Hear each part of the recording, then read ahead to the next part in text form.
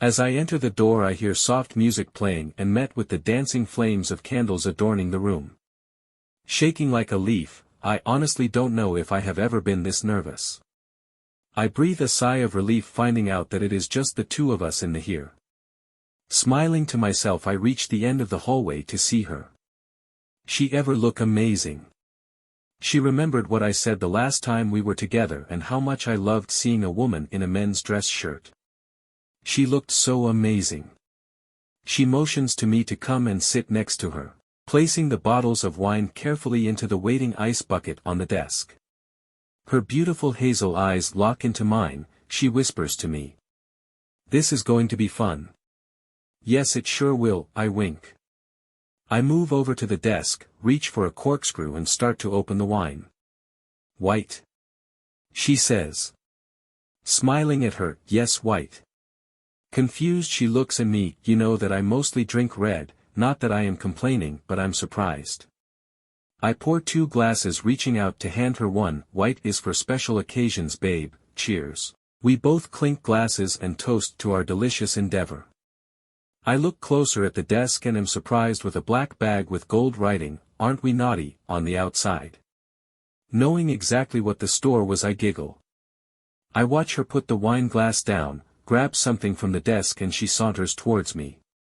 She planting a deep kiss. It's midnight and the alarm goes off beckoning for us to head back to our significant others. "Babe, I don't want to leave you, this was so amazing. Can't we just stay here for a little longer?" I say. "No, we best get back home, if we want to continue these encounters we have to be wise about it," she says looking me in the eye. "Yes, you are right. I really do want this to continue," I smile back at her. As I reach out to grab the door handle, I stop and kiss her deeply. "I will keep you posted when I book our next rendezvous," I whisper. We lock in one last passionate kiss, she smiles. "Don't you fall in love with me now?" I snicker, "Don't worry."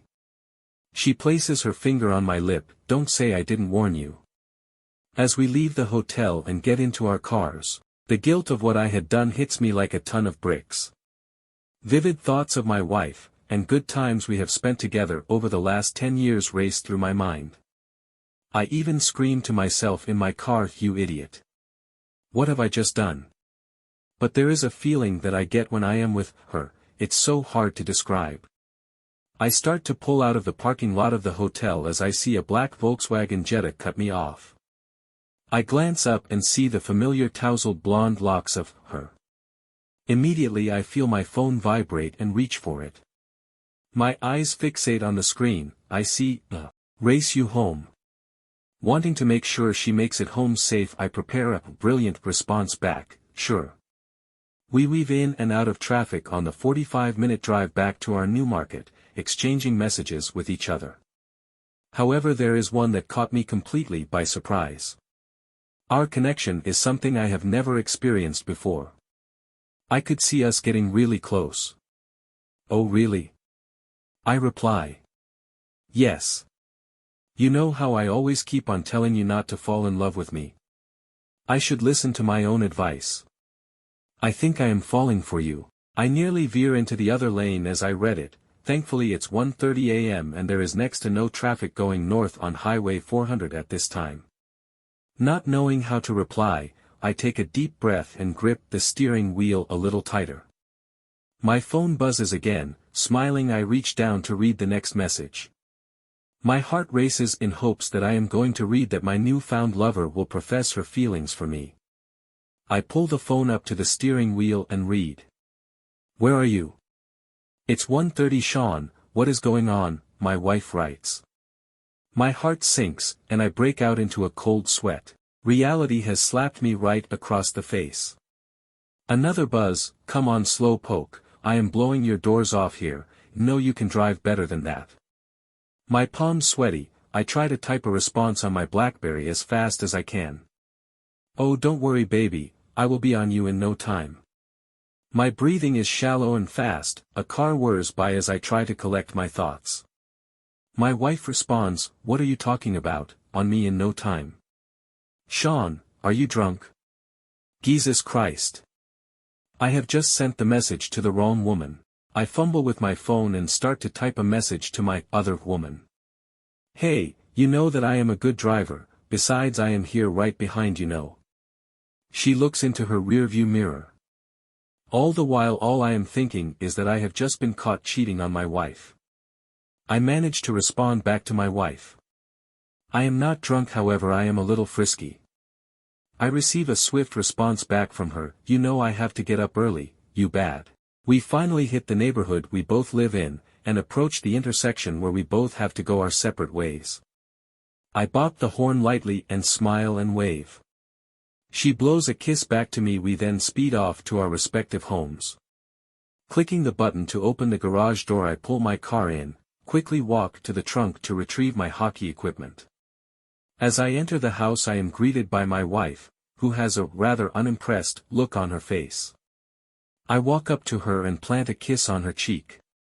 She rolls her eyes and walks up the stairs to bed. I breathe a sigh of relief, hoping I have averted my serious blunder, and my actions. I rush my hockey bag downstairs, throwing it in the laundry room, click on the TV on Tune It to SportsCenter, then start the shower. Thoughts are running rapidly through my mind of being caught, and labeled as a cheater. What have I just done? However, they wander back to the mind-blowing encounters I have shared with this other woman. She was right, we do share something I have never experienced in my life before. Another text message comes through, hey babe. Just wanted to let you know that I made it home okay. Thanks for a night to remember, we have to do this again very soon. I chuckle and blurt out, right we do, then take a glance around the family room. There are pictures of my wife and I adorning the walls. They have captured some great times in our lives. All of them I would never want to take back. My eyes are drawn to our wedding picture sitting on the wall unit. Guilt sets in again as enter the shower. I get out and head to the couch, quickly drifting off to sleep. The next few days go by without any incident with my wife. She didn't end up questioning me about the message that was sent in error. The occasional, suggestive, text messages were exchanged between her and I, not to mention one full-out cyber session that we had. My wife and I continued to engage in our rather predictable lives. My mind seemed fixated on someone other than her. Friday rolls along and I get a phone call, Sean, I have booked a room at the Sheraton Hotel tomorrow, you know the one, it's on Highway 7 and Leslie. Check-in is at 4, can I expect you sometime around then? Really? She has booked a room on the weekend. How am I going to explain this one to the wife?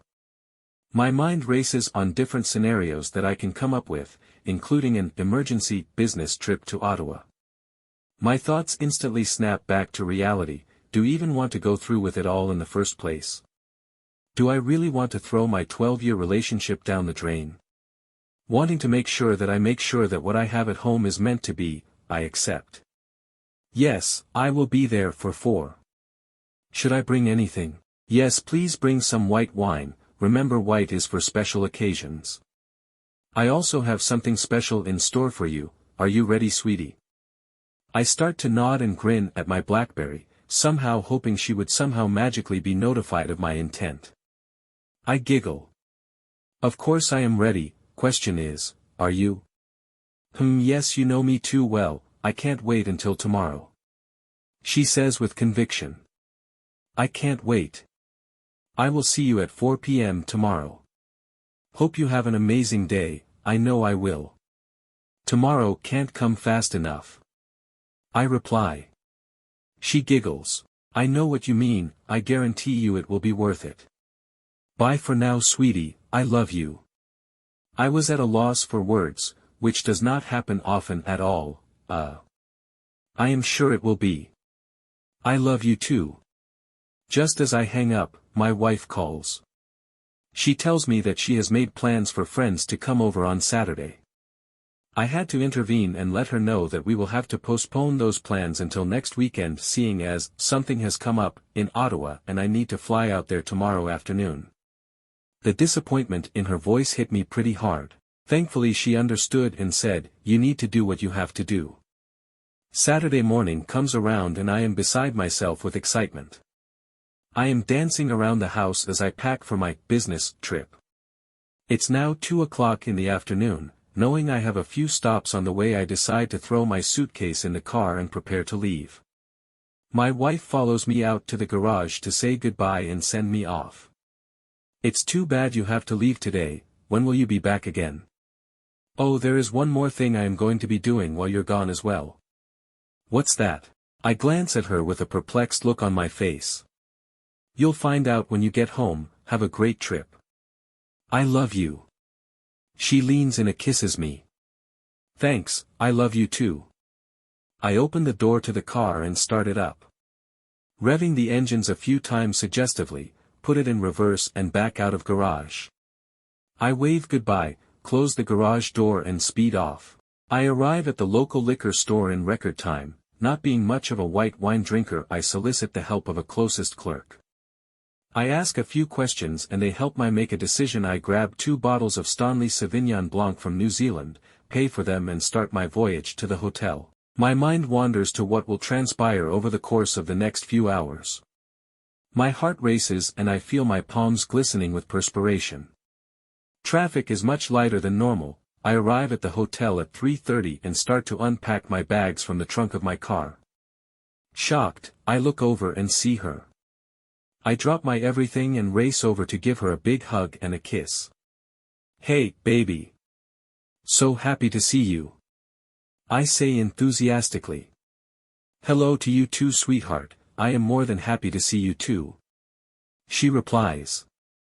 We manage to collect our goods and head into the hotel. We are greeted by Frederick. He asks if there are any special requests we have as far as our room is concerned. I ask for a room away from the elevator.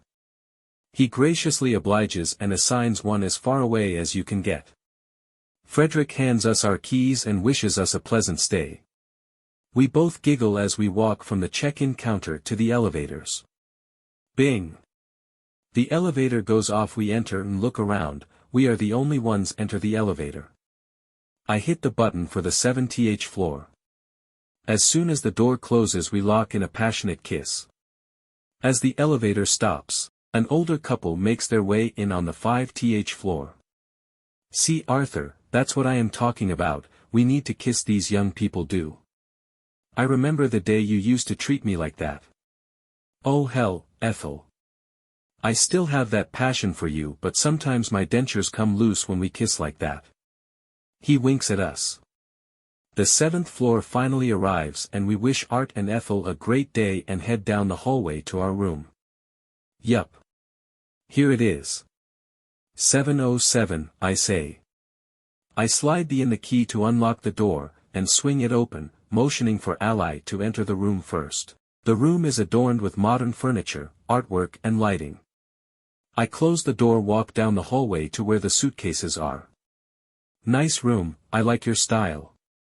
I know you are a hotel snob. She says, snickering at me, even making the quotation marks with her fingers. I grab the ice bucket and a garbage can. I think we're going to need some ice to keep our wine chilled. She looks over at me as she opens her suitcase. Yes, sounds good, I have a few things to unpack here anyway.